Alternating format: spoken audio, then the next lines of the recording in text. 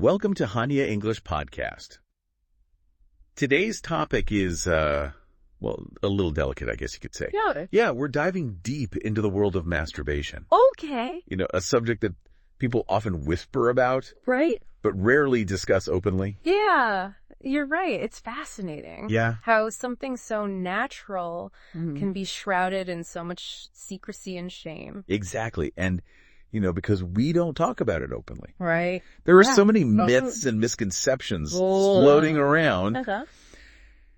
So that's why we're here today. Yeah. We're going to break down those barriers. Okay. Have an honest conversation about masturbation. I like it. Its impact on our minds and bodies. And ultimately, how to approach it. Okay. In a way that feels healthy and empowering. I think it's crucial to acknowledge right away that everybody's relationship with masturbation is unique. Absolutely. Some might feel curious. Right. Others might carry guilt or shame. And some might not give it much thought at all. Yeah. It's all valid. Yeah. And that's precisely why we're having this conversation. I agree. No judgment here. Totally. Our sources delve into both the pros and cons. Okay. And one of the first things they highlight is the potential for stress relief. Oh, interesting. Makes sense, right? Yeah. You've had a crazy day. I can relate. Deadlines looming. Your inbox exploding. Releasing some tension can be a healthy way to hit the reset button. Right. And it's not just a feeling either. Okay. There's actual science behind it. Oh, really? Yeah. Masturbation releases endorphins. Okay. Those are your brain's natural mood boosters. Oh, wow. So it's like... And serotonin and dopamine, too. Like a natural drug. Kinda. Yeah, they all work together to create a sense of calm and well-being. Interesting. It's like a natural stress reliever that you just carry within you. Oh, and speaking of natural, the source material also mentions how masturbation can improve sleep quality. Yeah, apparently it lowers cortisol. Okay. The stress hormone that keeps us wired. Oh, right. And increases prolactin. Interesting. Which is linked to feeling sleepy and relaxed. Wow. It's almost like a natural sleep aid. That's a really good point. Yeah, without needing to rely on pills or anything. It speaks to how our bodies have these built-in mechanisms for regulating stress and promoting relaxation. For sure. But sometimes because of societal taboos, we shy away from exploring those natural pathways. It's almost like we've been conditioned to ignore these natural responses. Yeah. Now, here's where it gets really interesting. Okay. The source material talks about how masturbation can actually be a tool for self-discovery, especially when it comes to increasing sexual awareness. Oh, absolutely. Yeah. By exploring your own body and understanding what feels good. Right. You're gaining valuable knowledge that can enhance your intimacy with a partner. Yeah, that's so important. And this is a key point. Especially when we talk about building healthy relationships. For sure. It's about understanding your pleasure zones, your preferences, what turns you on. Right. And that kind of self-knowledge can lead to more fulfilling and satisfying experiences for everyone involved. So it's not just about the physical sensations. Right. It's about understanding yourself on a deeper level. Absolutely. Speaking of deeper levels, the source material also dives into the emotional benefits. Interesting. Masturbation can be a healthy way to regulate emotions. Okay. Especially in those moments when you're feeling overwhelmed or frustrated. So it's like having a pressure valve. Yeah. Instead of letting those emotions bottle up and potentially erupt in unhealthy ways, you have a safe and private outlet to release them.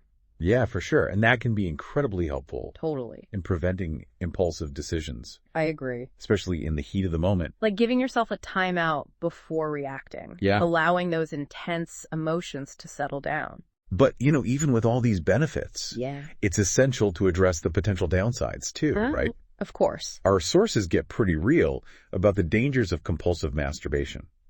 Okay, so what does that actually look like? Well, the key word here is compulsive. Right. Like anything we do in excess, whether it's eating, shopping, or even exercising, it can become problematic if it starts to control our lives. Yes. Masturbation is no exception. Okay. Right. The source compares compulsive masturbation to other addictive behaviors. Interesting. Like imagine someone who can't stop gambling. Yeah. Or constantly needs another drink. Right. It's that feeling of being driven by an urge that's hard to control. Yeah. And apparently can even hijack your brain's reward system. Interesting. Leading to something called dopamine desensitization. Oh, that's a big word. Yeah. Could you break that down for us? Sure. Imagine you have a favorite food. Okay. The first time you eat it, it's amazing. right? Yeah. But if you eat it every single day, it becomes less exciting. I guess so. You might even need to add more spices. Okay. Or try different variations. Right. To get that same wow feeling. Makes sense. That's kind of like what happens with dopamine desensitization. Oh, okay. Your brain gets so used to those high levels of dopamine from frequent masturbation that everyday activities start to feel dull and unsatisfying. So it's like your brain needs a bigger and bigger hit to get that same feeling of pleasure. Exactly. Which can make it harder to find joy in those everyday experiences. And that can have some serious consequences, like social withdrawal and isolation. It makes sense, right? Yeah. If you're constantly choosing solitary pleasure over real-life connections, it can create a cycle of loneliness. Right, like choosing to stay in your own bubble. Yeah. Rather than engaging with the world around you. And in today's world where we have easy access to pornography and other stimulating content, it becomes even easier to withdraw into that digital world. Right. Rather than putting in the effort to connect with others. For sure. In a meaningful way. Speaking of pornography, the source points out how it can contribute to unrealistic sexual expectations. Oh, yeah. It's like living in a fantasy world. Right. When you're constantly exposed to exaggerated scenarios and bodies that have been digitally altered. Right. It can warp your perception of what's normal and achievable in real-life relationships. Exactly. And that can lead to disappointment, frustration. Totally. And even performance anxiety in intimate situations. It's important to remember that pornography is entertainment. Right. Not a guidebook for real-life intimacy. It's like comparing a Hollywood action movie to real-life combat. For sure. They're just not the same thing. Now, another potential downside that the source mentions is the psychological burden of guilt and shame. Oh, right. This is especially true for people who were raised in environments where masturbation was viewed as wrong or sinful. Yeah. Even if they intellectually understand it's a natural behavior, they might still carry those deep-seated feelings of guilt after engaging in it. It's like carrying this invisible weight, this internal conflict that can create a lot of emotional distress. You hit the nail on the head. It's about understanding that these societal messages can have a profound impact on our relationship with our own bodies. Okay, so we've explored some of the potential benefits and downsides, and it's clear there's a lot to consider. Yeah. But the source material doesn't just leave us hanging. Okay. It goes deeper. Okay. Exploring how masturbation can impact our confidence, relationships, and even our overall mindset. That's fascinating. What are your thoughts on that? One of the key takeaways is that our habits, in a way, create our reality. Okay. If we're constantly using masturbation as an escape from stress, boredom, or loneliness, we're essentially training our brains to seek instant gratification. Interesting. And that can have some pretty significant consequences down the line. So it's like creating a shortcut in your brain. Right. A pathway that leads to instant pleasure. Yeah. But might bypass some of the more fulfilling experiences in life. Exactly. Like building genuine connections with others. And the source material specifically mentions lower motivation, reduced confidence, even something called post-masturbation blues. Wait, post-masturbation blues? Yeah. What's that about? It's this feeling of emptiness, sadness, or even shame that some people experience after masturbating. Oh, wow. And it's not uncommon. Okay. Especially if you're using it as a way to numb out. Yeah. Or avoid dealing with difficult emotions. It's almost like using a temporary fix. Yeah. That ends up making you feel worse in the long run. Right. And if that becomes your primary source of pleasure, it can create a disconnect in your relationships too. Right. Absolutely. Yeah. You might find it difficult to be present and emotionally connected during intimate moments. Right. Or even experience the same level of pleasure during physical intimacy with the partner. So it really all comes back to finding a healthy balance. That's the key. But how do we actually do that? Well, the source offers some practical advice for achieving more control and awareness around masturbation. Right. Where do we even begin? The first step is to set boundaries. Okay. It's about being honest with yourself, about why you're engaging in this behavior. Right. Are you doing it out of boredom? Okay. Stress? Loneliness? Right. Or a genuine desire for sexual release? Right. Understanding the why behind it can give you a lot of clarity. Like becoming a detective of your own habits. Yeah. Figure out those triggers and patterns. Exactly. The source also suggests reducing triggers. Okay. Especially if pornography is a problem. This might involve limiting your exposure to certain websites, apps. Or even specific types of content that you find particularly stimulating. Okay. Think of it like managing your media diet. Right. Just like you might choose to eat healthier foods. Right. You can also choose to consume healthier content that aligns with your values. Makes sense. And there's this other concept that I found really intriguing. What's that? Mindful masturbation. Oh, yeah. What's that all about? It's a fantastic approach. Okay. It's all about slowing down, being present in the moment, and really connecting with your body and your senses. So rather than rushing through it for a quick fix, right, you savor the experience and treat it as a form of self-care. Exactly. So it's about turning it into an intentional act rather than a compulsive escape. I like it. And the source also emphasizes the importance of prioritizing real connections in your life. Okay. How can we do that in a world that's increasingly driven by technology? It might sound simple. Okay. Because it's incredibly powerful. Spend more time with loved ones. Right. Pursue hobbies and interests. Okay. Engage in activities that bring you joy. Got it. Anything that nourishes your soul and reminds you of the richness of life beyond the screen. So it's not about eliminating masturbation altogether. Right. It's about creating a life that feels so full and vibrant. Yeah. That it doesn't become your primary source of pleasure. Exactly. It's about having choices. It's about finding a balance that feels healthy and sustainable for you. Well, that wraps up part 1 of our deep dive on masturbation. Wow. We've covered a lot. We have. From those feel-good chemicals to the potential pitfalls of compulsive behavior. And even some practical tips for finding a healthier balance. Awesome. But there's more to come. Great. In part 2, we'll delve deeper into the source material's final message. Okay. And explore some thought-provoking questions to help you continue this journey of self-discovery. I can't wait. Stay tuned, everyone. The conversation is just getting started. It is. Welcome back to HANIA English Podcast. We're continuing our deep dive into masturbation. It's a topic that, as we've seen, is more complex than many people realize. You said it before we dove into the science and the practical tips. Right. We touched on how much societal shame surrounds this topic. Yeah. It's almost like we're taught to feel guilty about something that's completely natural. It's true. Those societal messages can be so powerful. They really are. Shaping our beliefs and behaviors from a very young age. Yeah. For sure. And before the break, we were exploring this idea of finding balance. Right. The sources wrap up with this really powerful message about self-awareness and control. Emphasizing that masturbation isn't inherently good or bad. Okay. It's all about how you approach it. That's a great way to frame it. Yeah. The goal is to become the master of your desires. I love that. Not a slave to them. Yeah. And that mastery comes from self-awareness. I love that analogy. Yeah. The source points out that when you understand your triggers, your patterns, your motivations, you're not just reacting to urges. Yeah. You're making conscious choices. You're not denying your sexuality. Right. You're choosing how to express it in a way that aligns with your values and goals. And that, according to the source, leads to freedom. Freedom from shame. Yeah. Freedom from guilt.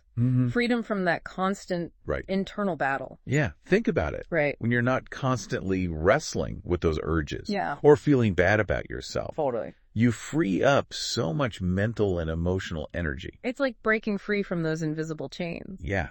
That energy can then be channeled into pursuing your passions, building meaningful relationships, or simply enjoying life more fully. Absolutely.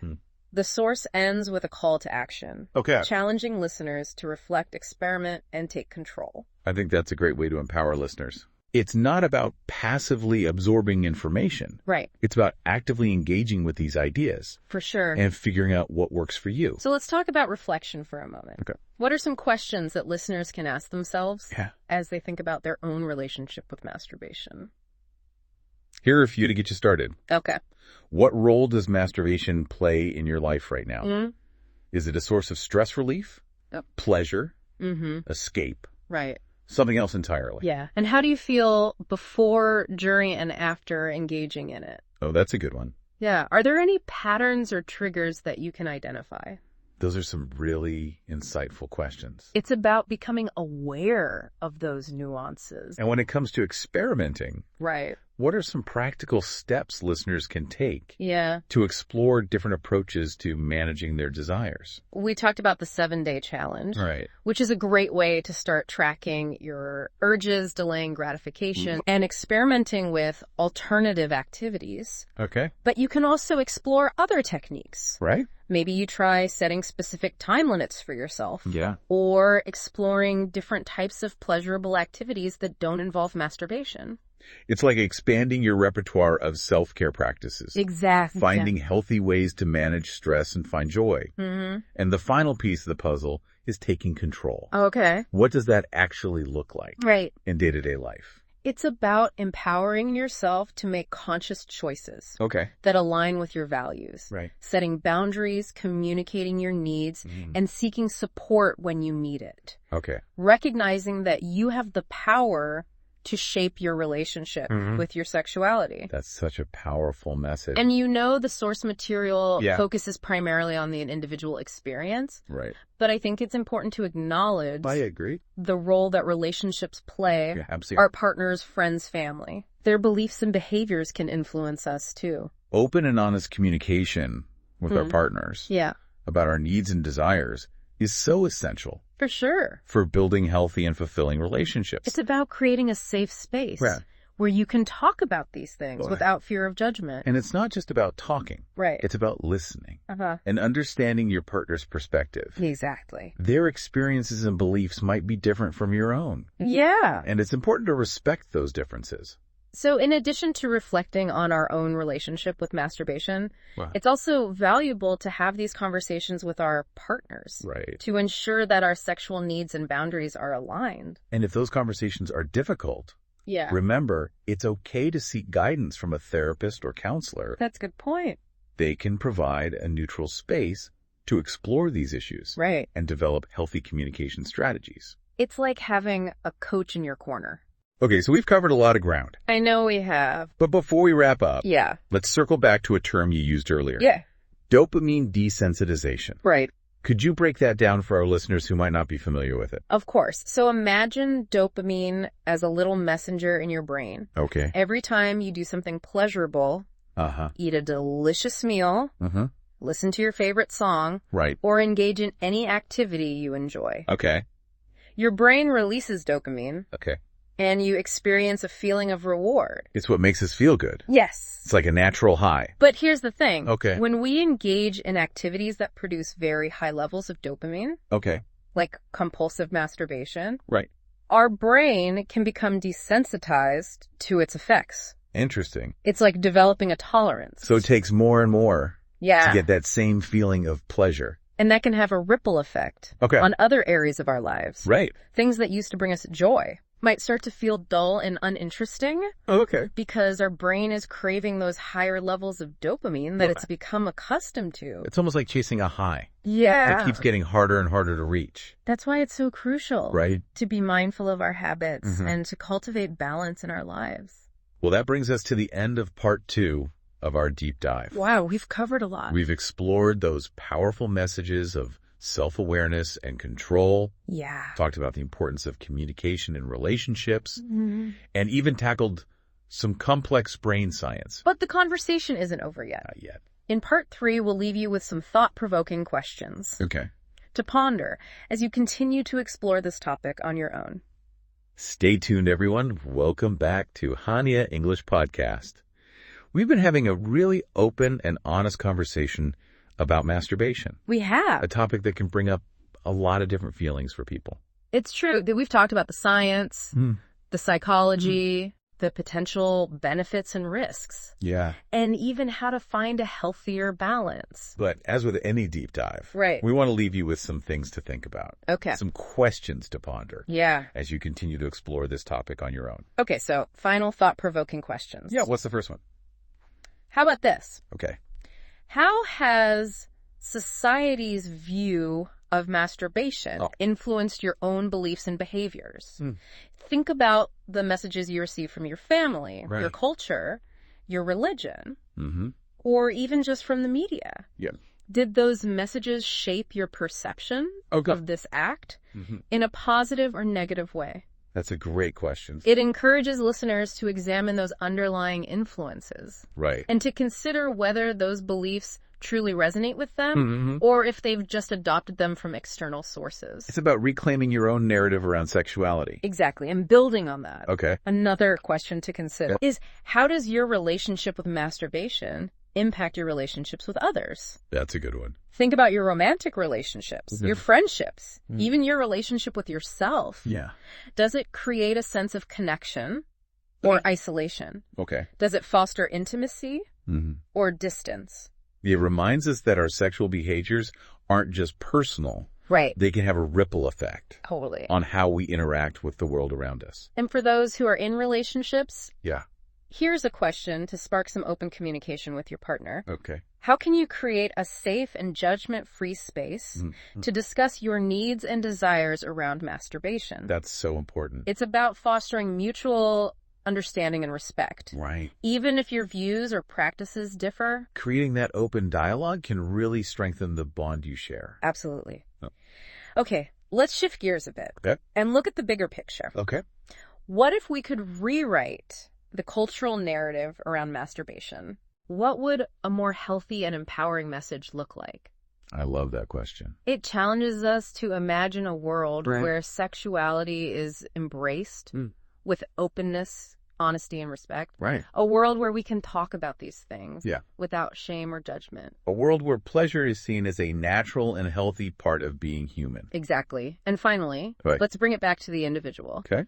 What small step can you take today to cultivate a more balanced and fulfilling relationship with your sexuality? Yeah. It doesn't have to be a drastic change. Right. Maybe it's setting a boundary. Okay. Having an honest conversation with your partner. Yeah.